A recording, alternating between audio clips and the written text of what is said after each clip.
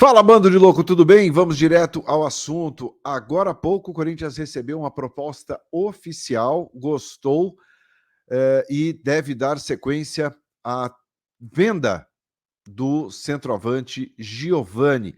O clube italiano fez a proposta, o Corinthians gostou e as negociações devem ser resolvidas ainda nesta sexta-feira.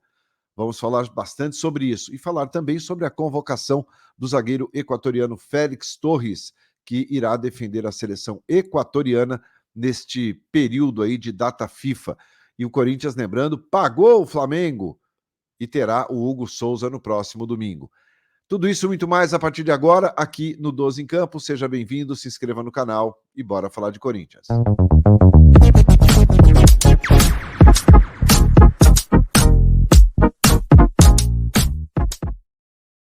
Muito bem, sem enrolação, vamos direto ao assunto. Na tarde desta sexta-feira, dia 30 de agosto, e a gente começa falando sobre a proposta oficial que o Corinthians recebeu agora no início da tarde para a venda do centroavante Giovani, tá? Essa informação foi trazida agora há pouco pela Rádio Itatiaia, que confirmou, né, que o Corinthians recebeu uma proposta nesta sexta-feira à tarde, logo no início da tarde, uma proposta oficial do Hellas Verona, da Itália, e a tendência é que as negociações se desenrolem ainda hoje e a probabilidade é que se feche ainda hoje. Por quê?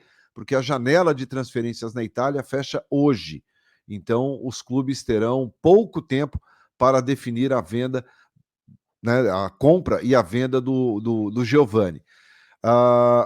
O Hellas Verona quer comprar 50% dos direitos econômicos do jogador. Os valores não foram revelados, tá? Mas os valores passados ao Corinthians agradam, mas esses números não foram divulgados.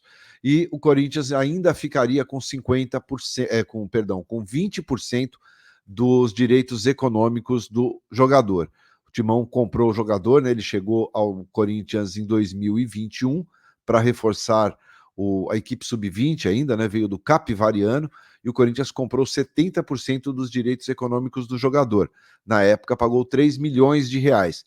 E agora, o Hellas Verona quer 50% dos direitos econômicos do Giovani, mas o único entrave é o prazo.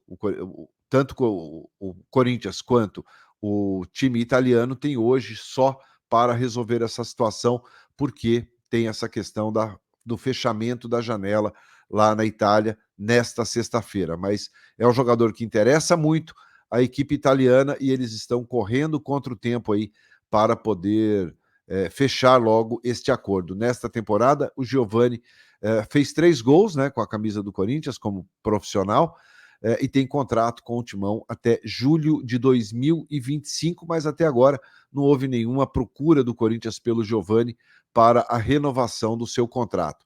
Mas talvez até o início desta noite, aí, o final da noite de hoje, já poderá estar definida essa situação e a venda do Giovani para o Hellas Verona, lá da Itália. E aí, você acha que o Giovani tem que ter mais oportunidades ou realmente o Corinthians acerta em se desfazer do jogador? Quero saber a sua opinião, comenta aí. Bom, e o zagueiro equatoriano Félix Torres, que tem sido contestado pela torcida do Corinthians, né, pelo menos por parte da torcida do Corinthians, foi convocado hoje para defender a seleção equatoriana durante este período de data FIFA, né? Como não teremos jogos, ele não desfalcará o Corinthians nesse período. A data FIFA será do dia 2 de setembro até o dia 10 de setembro. O último jogo é no dia 10, né? Então, os jogadores no dia 11 já retornam aos seus clubes de origem. O Torres é presença constante na seleção equatoriana.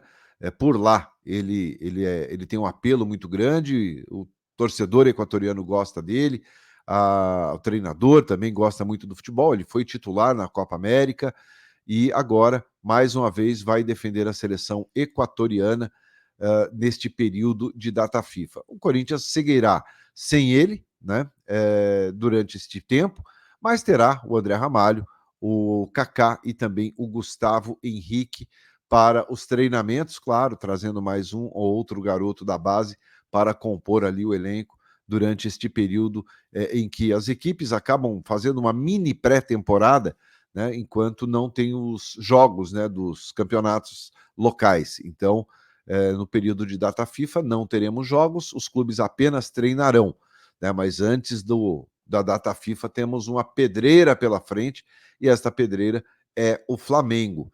O Flamengo que terá, viu, gente? O Flamengo terá vários desfalques para o jogo contra o Corinthians. Vários desfalques mesmo, e dos seus principais jogadores, não é que está desfalcado de jogadores pouco importantes, não. O Flamengo não tem, né, o Matias Vinha, que só volta na próxima temporada, né, ele teve um problema no joelho. O Pedro teve um problema na coxa esquerda. O Everton Cebolinha também passando por cirurgia fora da temporada. O Gabigol com problema na coxa direita. Previsão é só de voltar em setembro. O Arrascaeta com problema na coxa esquerda também. Previsão só para setembro, mas não para depois de amanhã, né? Apesar de depois de amanhã já é 1º de setembro, mas não tem previsão nenhuma da volta desses jogadores. Além do Dela Cruz, tá? Do Nicolas Dela Cruz, que está com problema na coxa direita e não tem previsão de volta. E por último, o Michael, né? Aliás, Dela Cruz e Michael se contundiram também na mesma partida. Então, vamos lá. Everton Cebolinha, Matias Vinha, Pedro, Gabigol, Arrascaeta, Dela Cruz e Michael.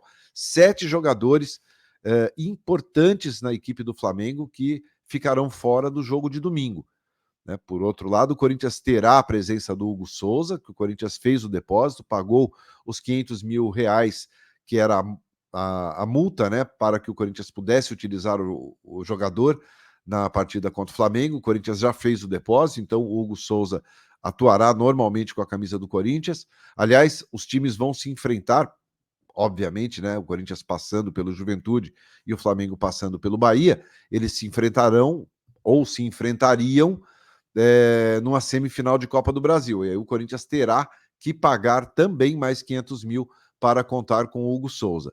Então, dessa partida de domingo, tudo resolvido, depósito feito, goleiro joga, né? Agora vamos aguardar aí como é que o técnico Ramon Dias vai montar a equipe. O time treinou hoje pela manhã lá em Caxias do Sul e volta para São Paulo no período desta sexta-feira, no período da tarde.